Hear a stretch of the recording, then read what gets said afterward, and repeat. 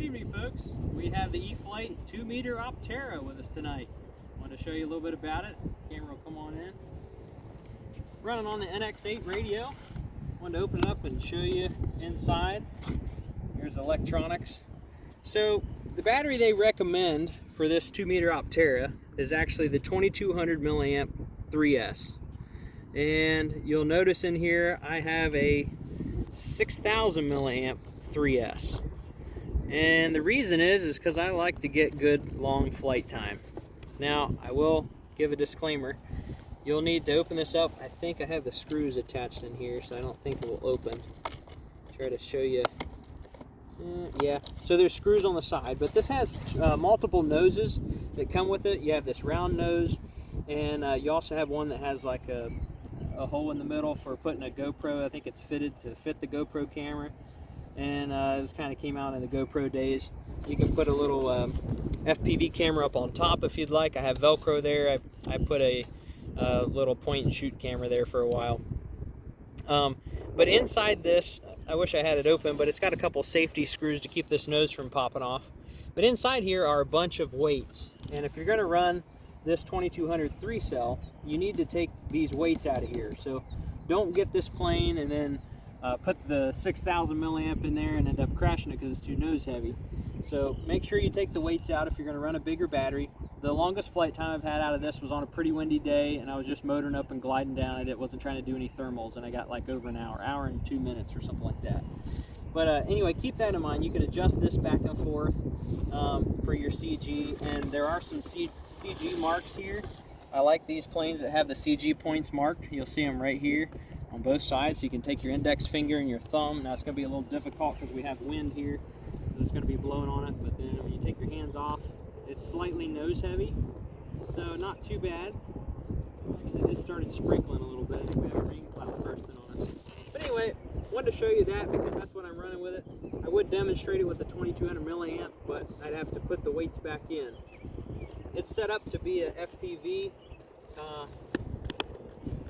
plane, so if you're not running a camera up front, then you need to have those extra weights in there.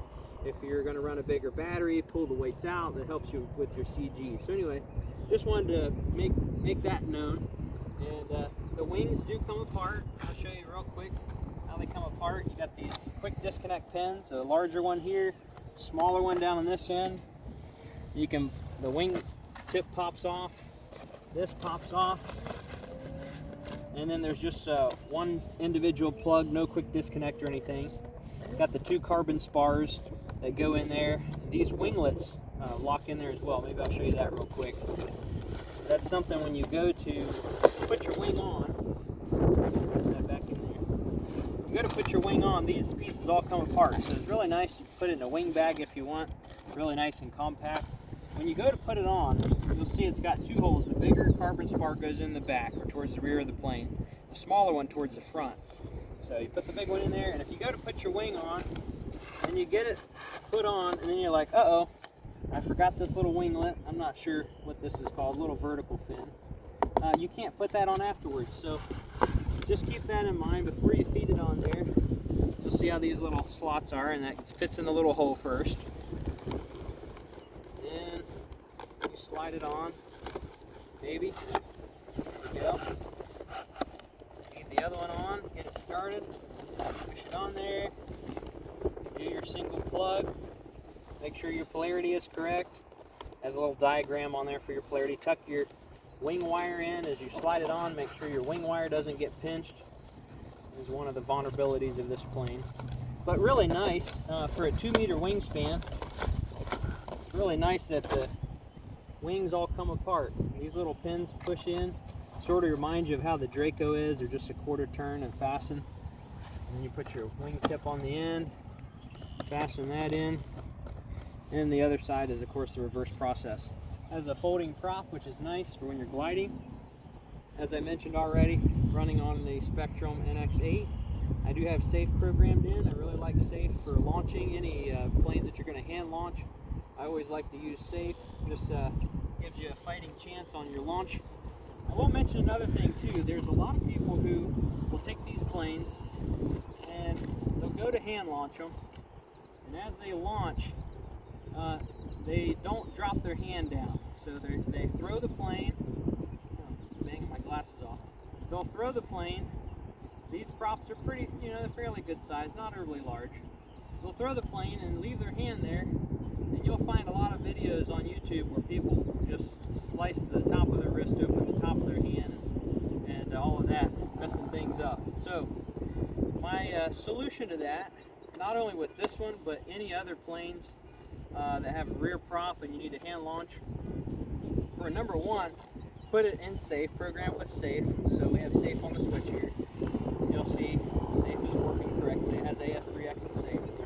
The main thing to keep in mind is if you throw it with your left hand and you operate your throttle with your left hand, there is no possible way, no physical way that you can be on your throttle while your hand is in the danger zone, if you will. I have the throttle cut on right now.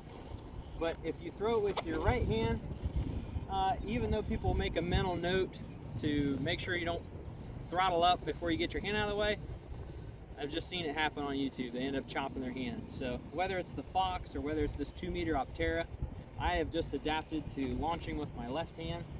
And when you launch with your left hand and you have your other hand on the joystick, main control, take off, and then you throttle up with your left hand once you get done launching. So, all right, let's give it a shot. Also, another note, when you're going to hand launch, make sure your throttle cut's turned off.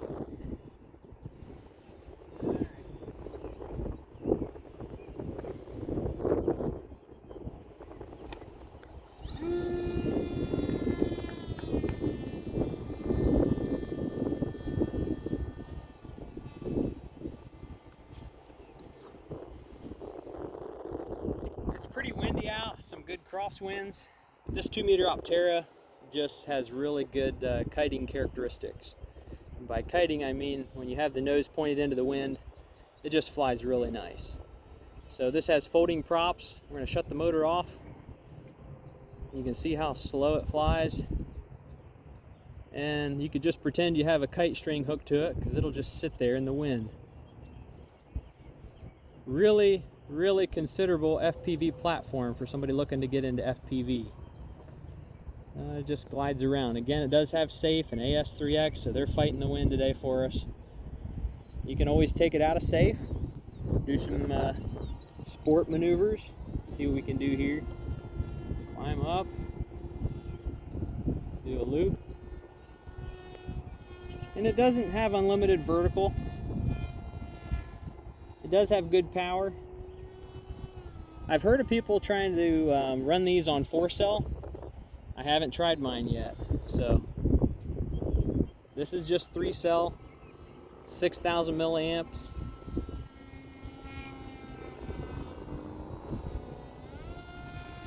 There's full power. So it's going up, and then it's starting to stall out. But it levels off. It has really good stall characteristics. The rolls are kind of slow, as you would imagine a larger plane has slow roll.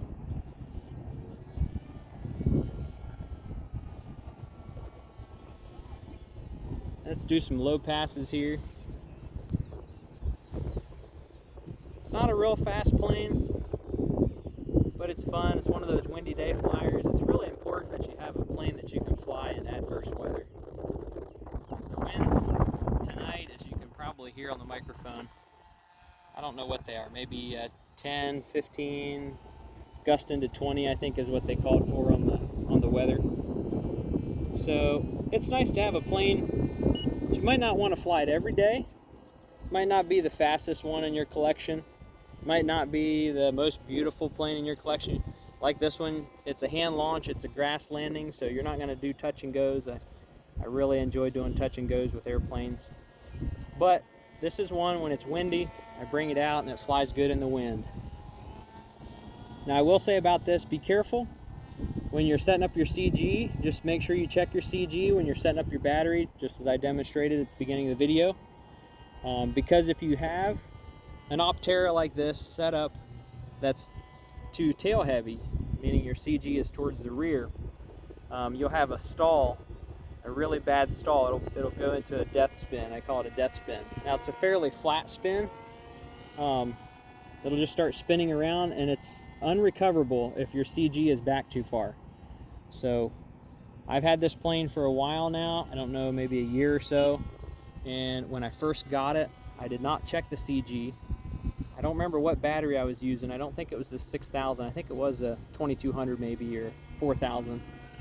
And I did not secure the battery in properly.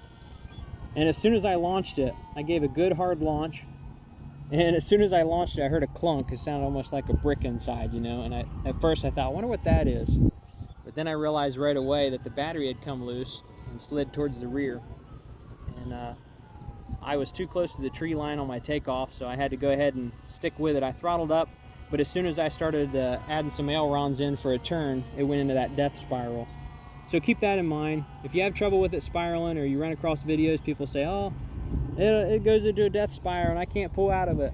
It's because your CG is back too far. So use the recommended battery, place it in the recommended area, usually where the battery straps are, and you won't have any problem.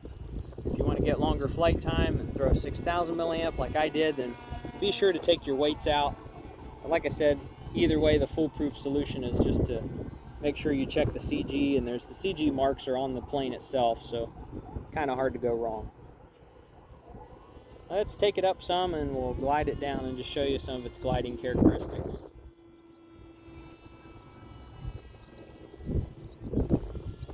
Up, up, and away. See some of those storm clouds.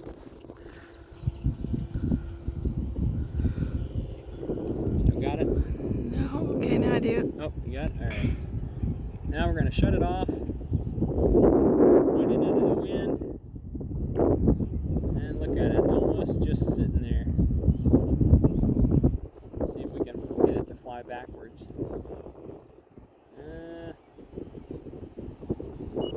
Getting it to fly backwards is another good way to put it into that spin. See, there it goes, it's kind of tipping in. But the CG is set up properly, so it's easy to pull out of it. To one person, this is sort of like a remote control turkey buzzard, or eagle. It'll just kite with the wind. The motor has been off. It's just gliding around. Let me swing around again to our left. And it's just floating up there, so really relaxing to fly on a windy day. It is pretty breezy, some gusty winds.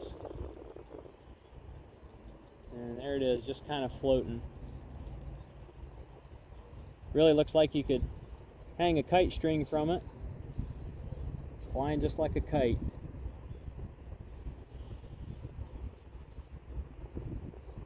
Alright, for obvious reasons, we're not going to run the whole battery dead. We could get a 1-hour flight, and you might not be as interested in watching this fly for an hour like I do sometimes. I don't get bored with airplanes, I just enjoy watching them fly. So we'll bring it in, we'll do a pass, and then we'll do a grass landing. Let's back up just a little bit to the runway. And I always encourage people to do a go around or a pass first, do a nice approach.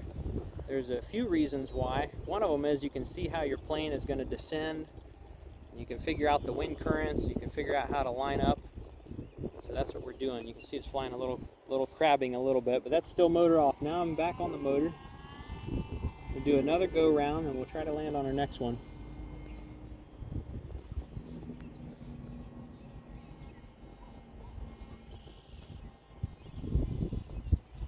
Alright, motor off. I might still be too high. It's probably going to glide too much. Yeah, let me go around again.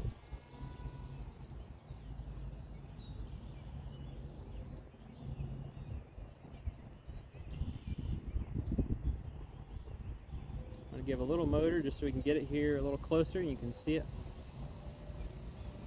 And then motor off. Make sure your motor is off when you come in. There it is. With the motor off, the props just fold back out of the way. No landing gear. And it's just as slick as a whistle. Alright, hope you enjoyed it, and thanks for watching.